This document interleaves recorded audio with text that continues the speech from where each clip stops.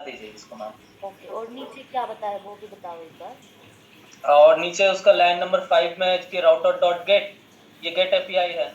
और ये अगर ये राउटर ये लाइन नहीं समझेंगे तो इसका हम एक्सप्लेनेशन नहीं बता पाएंगे, लेकिन ये गेट एपीआई है। और ये जो है इसमें टेस्ट में जो यूआरएल हम पोस्टमैन में रन करेंगे, तो वहाँ पे हमको एक रिक्वेस्ट भेज रहे हैं, तो उसका एक रिस्पॉन्स भी आएगा। तो उसके बाद कंसोल कर रहे जो ये जो माई बैच इज abc.name, ये मेरे को कंसोल में दिखाएगा। और ये abc.printName कहाँ पे है? अच्छा ये यहाँ पे प्रिंट नेम, ये पब्लिक नेम है, ये पब्लिक नेम है। कौन सा पब्लिक है, यानी कौन सा ये पब्लिक? जो जहाँ पे मेरा जिसको मैंने ये करके रखा और आगे वाला? है, ये वाला लोकल नेम। लोकल या प्राइवेट? हाँ प्राइवेट नेम। तो कहाँ थे हम? हाँ लाइन नंबर 7 में abc.printName ये फंक्शन है। और फिर उसके नेक्स्ट लाइन में ये जो है इसको हम पोस्टमैन में दिखा रहे हैं।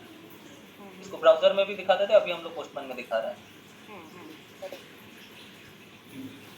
बस मैम यही है। नीचे नीचे सेकंड वाली गेट एपीआई लिखे ना? इसमें भी मैम वही है, एक कंसोल कर मतलब इसमें भी तो वही है ना, सेम एज दैट, ये पिछला वाला जो गेट एपीआई वाला, ये वाला भी। बस इसका जो इसको क्या बोलते हैं लास्ट वाले को, स्लैश स्टूडेंट्स, और इसमें टेस्ट में इसका कोई स्पेसिफिक टर्म रहता है, क्या बोलते हैं इसको? ये एंड पॉइंट के बाद जो भी लिखते ना हमारा यूआरएल रहता है जो एपीआई। हाँ हाँ हाँ, वही डिफरेंस, वही उसी का डिफरेंस है। और इसमें कंसोल कुछ हम लोग डिफरेंट करवा रहे हैं, और यहाँ पे एरे एक है, और वो एरे को हम लोग पोस्टमैन में देख रहे हैं। अभी आया क्या पोस्टमैन लो एरे? हाँ हाँ मैम आ गया। इस यहाँ पे अगर स्टूडेंट करेंगे, हाँ आ तो गया, ये देखिए। ओके, और पोस्ट एपीआई भी आपको बताई थी क्या मैम? नहीं मैम, वो कल का टॉपिक है, आज आज बस गेट एपीआई।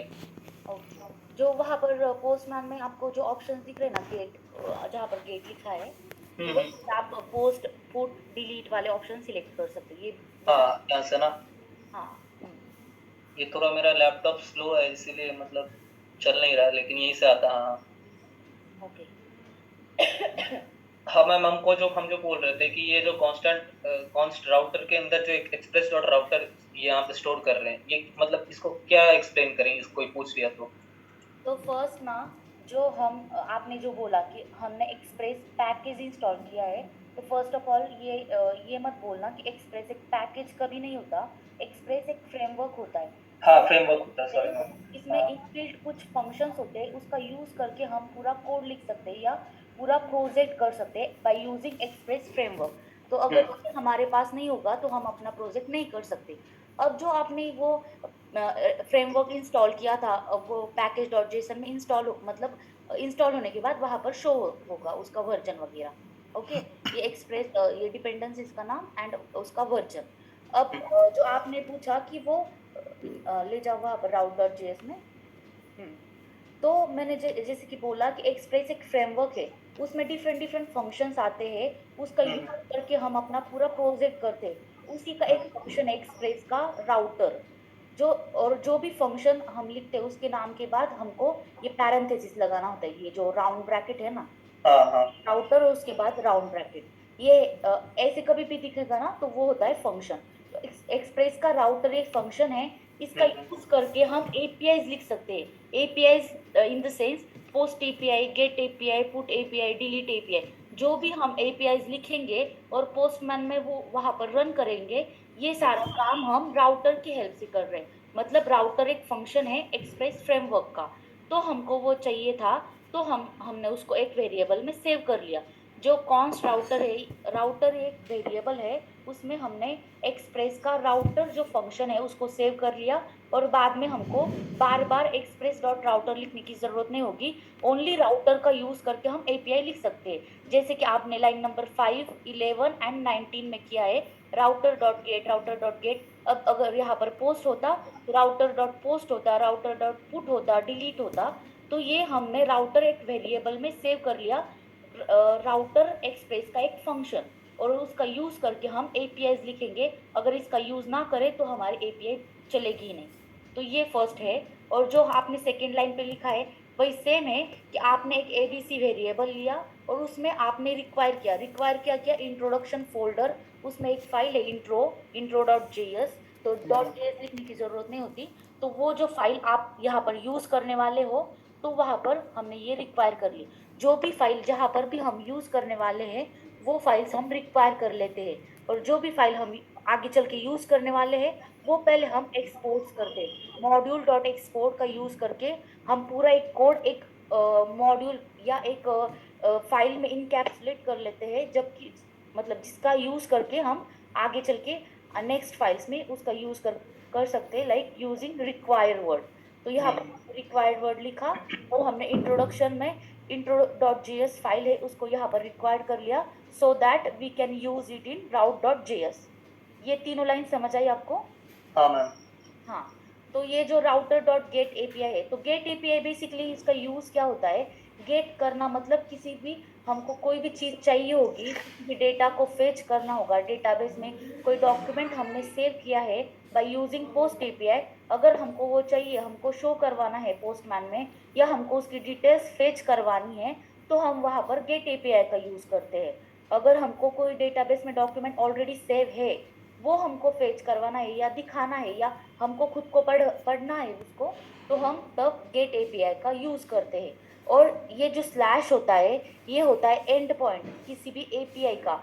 मतलब जहाँ पर आप पोस्टमैन में जाओगे वहां पर आप लिखोगे कि लोकल होस्ट 3000, और उसके बाद देखो एक स्लैश लिखा है, स्लैश के बाद क्या है? स्टूडेंट्स।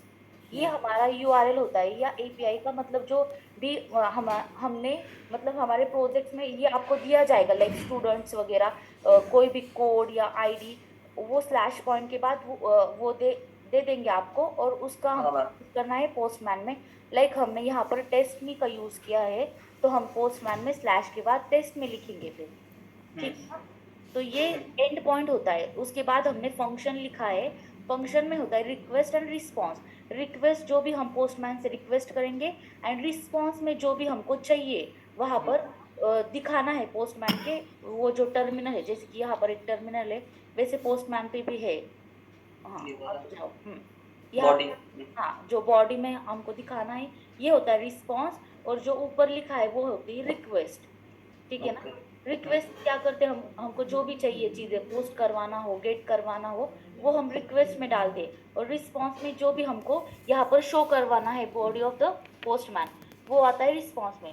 अब आपने लिखा है फंक्शन रिक्वेस्ट कॉमा रिस्पॉन्स, मतलब फंक्शन में दो पैरामीटर है, एक है रिक्वेस्ट, सेकेंड है रिस्पॉन्स। रिक्वेस्ट जो भी हम रिक्वेस्ट करेंगे डेटा के लिए या कुछ भी पोस्ट या पुट के लिए, सॉरी डिलीट गेट करने के लिए जो भी रिक्वेस्ट डालेंगे वो होती रिक्वेस्ट। एंड रिस्पॉन्स में आपने देखो क्या डाला है, रिस्पॉन्स डॉट सेंड में आपने डाला है स्टूडेंट्स, तो रिस्पॉन्स में आपको क्या मिलेगा? स्टूडेंट्स को। तो ये फंक्शन को क्या किन किन चीज़ों का एक्सेस है? रिक्वेस्ट एंड रिस्पॉन्स का। तो फिर बाद में आपने कंसोल डॉट लॉग किया है, ये तो दिखेगा हमारे वीएस कोड के टर्मिनल में, टर्मिनल में। हम कंसोल डॉट लॉग करते हैं। आगे चलकर आपको ये करने की जरूरत नहीं, मतलब अगर आपको कोई चीज चेक करवानी हो तो आप ये लिखोगे, वरना ऐसी कोई कंपल्सन नहीं है कि आपको कंसोल डॉट लॉग करवाना ही पड़ेगा।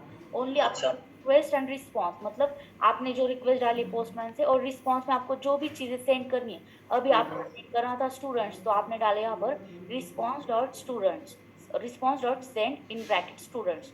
ये दोनों चीजें इंपॉर्टेंट है। अभी आपको ना बीच वाला कोड नहीं बताया गया, तो इसलिए मैम ने आपको ये बोला console dot log and let student, ये जो भी है आपको आगे चल के इसमें कोड लिखा जाएगा जो कि अच्छा। हमको वहां पर पोस्टमैन में दिखाना है बॉडी में। Okay okay. हाँ, तो ये हो गए हमारे एंड पॉइंट, और उसके बाद फर्स्ट था टेस्ट में, देन स्टूडेंट, एंड ये थर्ड यूआरएल है student again slash colon student name. तो ये हो गया थर्ड। यहाँ पर ना आपको प्रोजेक्ट में आगे चल के ये कोलन के बाद यूजर आईडी वगैरह डाला हुआ मिलेगा, तो आपको क्या करना है? स्टूडेंट वैसे रखना है। अगर आपको स्लैश के बाद कोलन यूजर आईडी होगा दिया हुआ, तो जो आपने यूजर क्रिएट किया है डेटाबेस में, आपको उसका एक यूनिक आईडी होता है वहां पर सेव हुआ, तो आपको वो कॉपी करना है, एंड पोस्टमैन में ये स्लैश के बाद वो आईडी पेस्ट करवाना है। स्टूडेंट वैसे ही रखना है, और स्टूडेंट कोलन यूजर आईडी होगा तो वहां पर पोस्टमैन में हमको पेस्ट करवाना है क्या, कि जो हमारा डेटाबेस में यूजर आईडी सेव है वो करवाना है। ठीक है ना? हाँ मैम। हम्म। तो ये थी गेट एपीआई। जो मैम ने आपको 3 टाइप्स में दी है, मतलब अगर टेस्ट में लिखो या ओनली वन है यूआरएल में, ओनली वन मतलब कीवर्ड है एंड स्लैश के बाद मतलब 2 कीवर्ड्स है, तो मैम ने ये आपको 3 एग्जांपल्स दिए। ओके, तो हाँ अब आपको मैं index.js फाइल समझाती हूँ, ठीक है? हाँ जाओ index.js।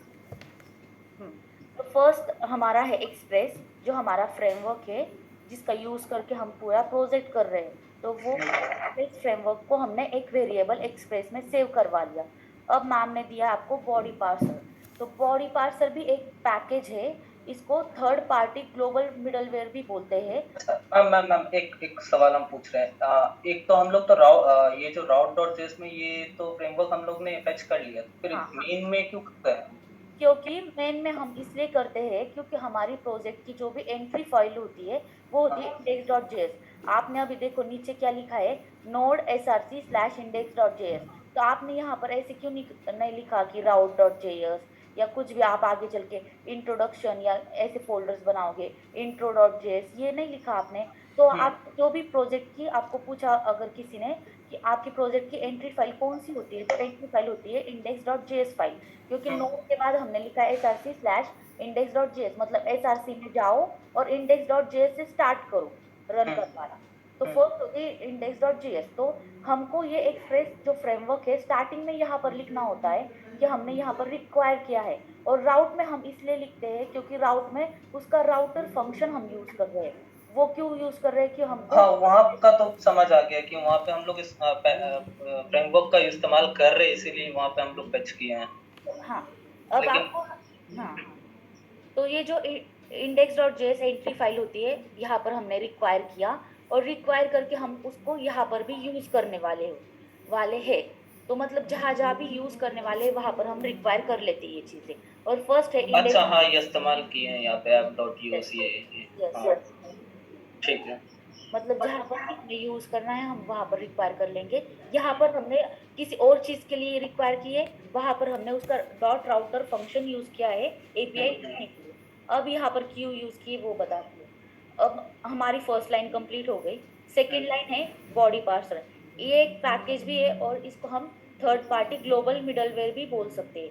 अब ना ये मतलब ऐसे क्यों बोलते हैं, क्योंकि हम इसको पहले इंस्टॉल करते हैं एंड यहाँ पर इस्तेमाल करेंगे, लेकिन ये ऑलरेडी एक्सप्रेस में इनबिल्ट है। ये मिडलवेयर या आप जो भी पैकेज बोलोगे बॉडी पार्सर, ये एक्सप्रेस का इनबिल्ट पैकेज होता है। फिर भी हमने उसको अगर सपोज इंस्टॉल किया और यूज कर रहे हैं तो हम इसको बोलेंगे कि body parser is a third party global middleware. तो ग्लोबल मिडलवेयर या मिडलवेयर क्या चीजें होती है ये आपको मैम सर आगे चल के पूरा डिटेल में बताएंगे। तो मैं अभी ओनली मतलब उसका यहाँ पर क्या यूज हो रहा है वो बताती हूँ आपको। तो बॉडी पार्सर हमने जो पैकेज इंस्टॉल किया है उसका यूज बेसिकली क्या होता है कि डेटा फॉर्मेटिंग के लिए। तो आप 1 मिनट पोस्टमैन में जाओ, मैं आपको बताती हूँ। हाँ अब आप बॉडी सिलेक्ट करो, बॉडी पे क्लिक करो, वहां पर नहीं, ऊपर जो ऑप्शन है पैरेंट्स ऑथराइजेशन वगैरह, बॉडी पे सिलेक्ट करो, रॉ पे सिलेक्ट करो, रॉ रॉ। अब वहां पर ऑप्शन आ रहे हैं टेक्स्ट, और वहां पर एक एरो आ रहा है टेक्स्ट, वह नहीं। अच्छा हाँ हाँ, देखो यहाँ पर ना डिफरेंट फॉर्मेट्स दिए हैं हमारे डॉक्यूमेंट के। एक तो है टेक्स्ट फॉर्मेट, एक है जावास्क्रिप्ट फॉर्मेट, एक है जेसन, एचटीएमएल, एक्सएमएल। तो हमारा बेसिकली प्रोजेक्ट में जेसन फॉर्मेट यूज होगा। Jason means JavaScript object notation. तो जो बॉडी पार्सर क्या करता है कि डेटा फॉर्मेटिंग का काम करता है, मतलब जो भी है हमारे डॉक्यूमेंट के डिफरेंट फॉर्मेट, टेक्स्ट, जावास्क्रिप्ट,